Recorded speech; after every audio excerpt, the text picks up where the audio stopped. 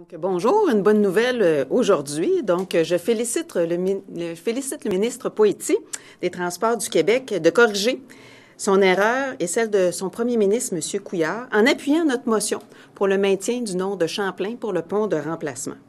Encore la semaine passée, M. Poitiers nous annonçait une consultation pour un changement de nom, et cela malgré le rappel de l'histoire du président français, M. Hollande. Nous comprenons donc aujourd'hui que cette semaine, M. Poitiers est revenu à la raison et qu'il met de côté son projet de consultation. Avec la motion du Parti québécois, nous faisons un grand pas aujourd'hui dans le dossier du pont Champlain pour notre histoire et notre mémoire. Samuel de Champlain est considéré comme le père de la Nouvelle-France, un grand explorateur qui a exploré en 1603 le fleuve Saint-Laurent.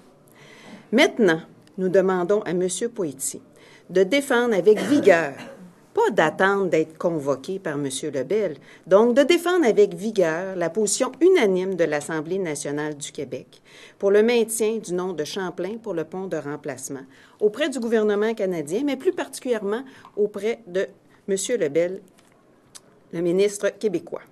Nous demandons aussi à M. Poitiers d'arrêter d'être attentiste et de se mettre en mode proactif pour exiger le retrait du péage pour le pont de remplacement. Merci. Comment vous expliquez? Ah, OK, vous allez tous parler. On va tous parler. Ça, c'est la mauvaise nouvelle. C'est la mauvaise nouvelle. On va tous parler. Bon, écoutez, donc l'Assemblée nationale a voté d'une seule voix aujourd'hui. C'était important parce qu'au cours des dernières semaines, on a assisté à un genre de bande dessinée de Denis Lebel et de Robert Poitiers, les Dupont et Dupont du pont Champlain. Je dirais plus qu'ils se sont fait la course dans la controverse et le ridicule, à savoir, est-ce que ce serait Maurice Richard, est-ce que ce serait un autre pont, est-ce que ce serait une consultation, qui ferait la consultation? M. Poitiers disait, il faut une consultation, mais c'est fédéral. Il ne savait pas que pour M. Lebel, ce n'est même pas terminé. M. Lebel continue à dire qu'il cherche un nom pour ce qu'il appelle le nouveau pont. Alors, au-delà du ridicule de la situation, il faut voir la stratégie derrière ça. Le gouvernement fédéral veut nous faire croire qu'il y a un nouveau pont sur le Saint-Laurent. C'est le nom qu'il lui donne, parce que lorsqu'il y a un nouveau pont, on peut mettre un péage. Et donc, ça a été une erreur politique importante pour le gouvernement québécois du Parti libéral d'embarquer là-dedans en ne disant pas dès le premier jour, c'est un pont existant qui a déjà un nom.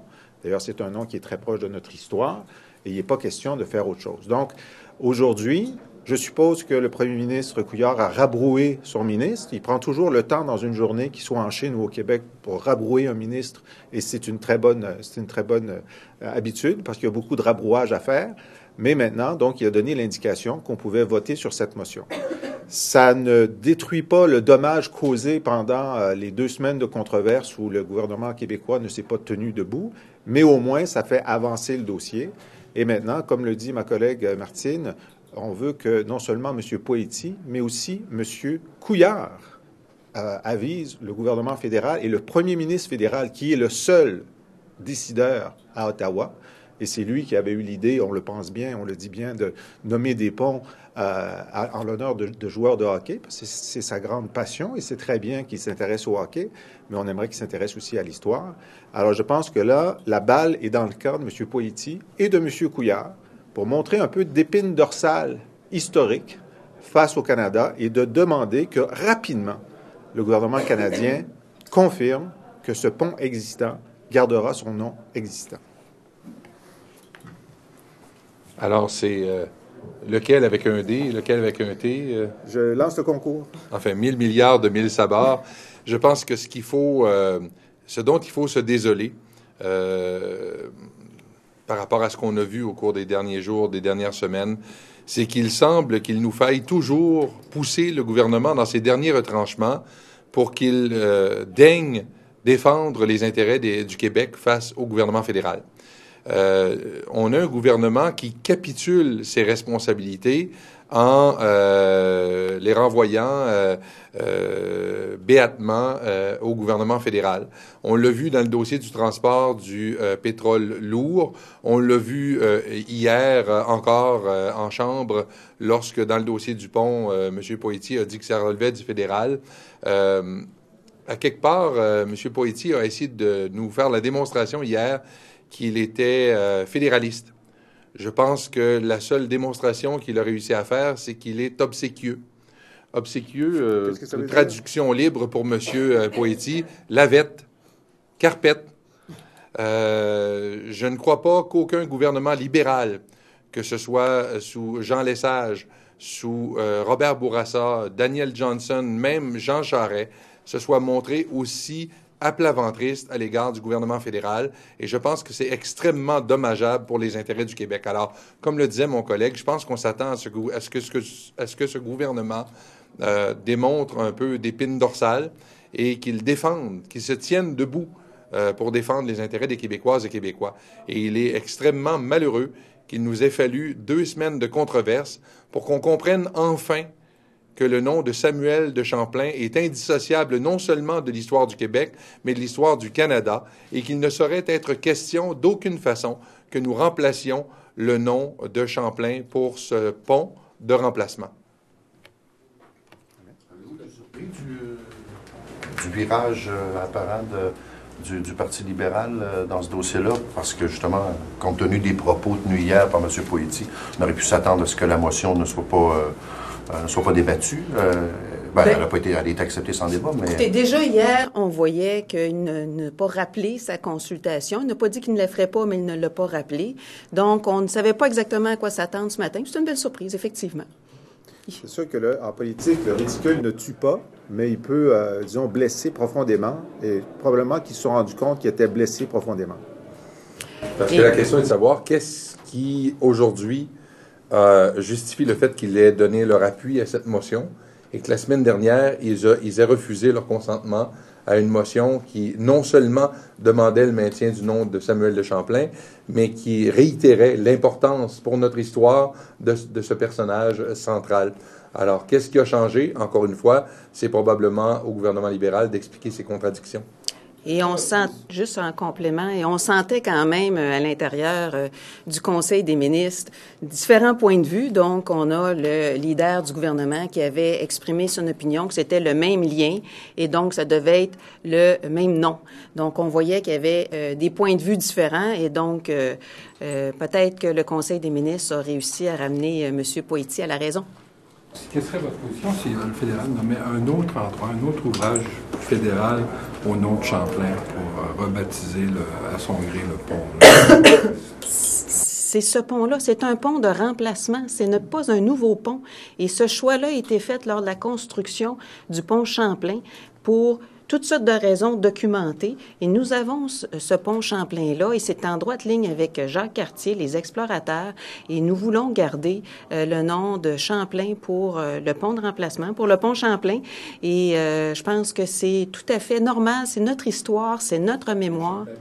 Sa mémoire pourrait être soulignée ailleurs. Bien, sa mémoire est Elle pourrait être aussi soulignée ailleurs. Elle est déjà soulignée à l'air. Il est hors de l'air. question de changer le nom de ce pont.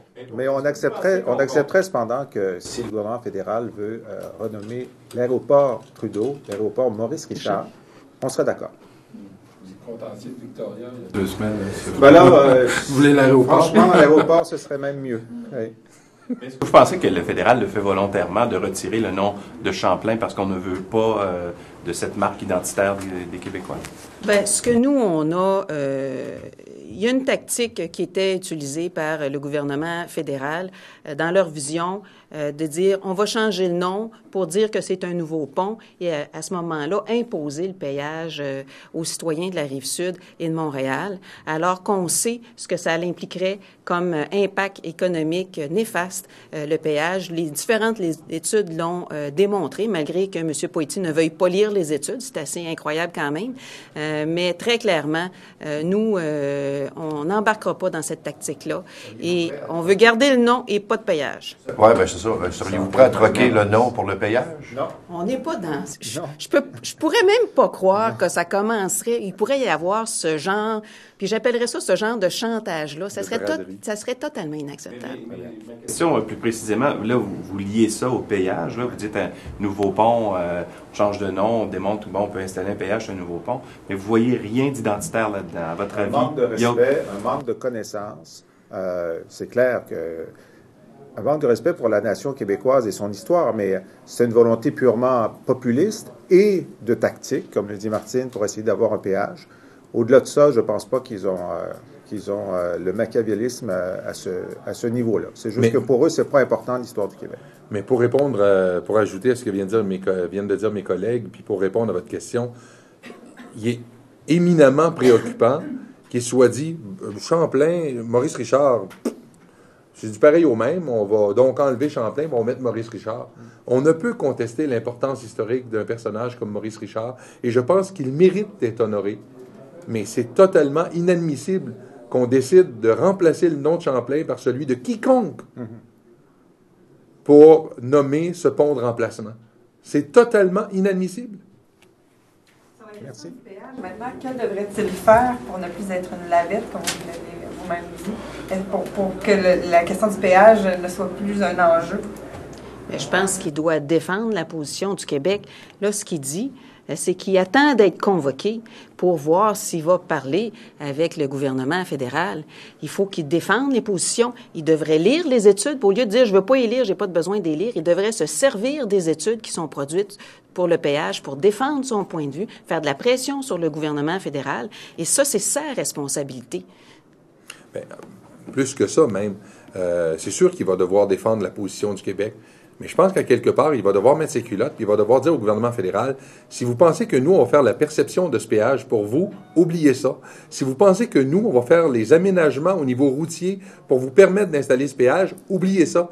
Il faut que le gouvernement du Québec s'affirme dans ce dossier-là pour empêcher le gouvernement fédéral d'aller de l'avant avec son projet de péage qui va être dommageable pour la grande région métropolitaine. Parce que vous savez que la perception est de compétence du Québec. Oui, c'est ça. Okay. Il y a la Merci beaucoup. Merci. Merci.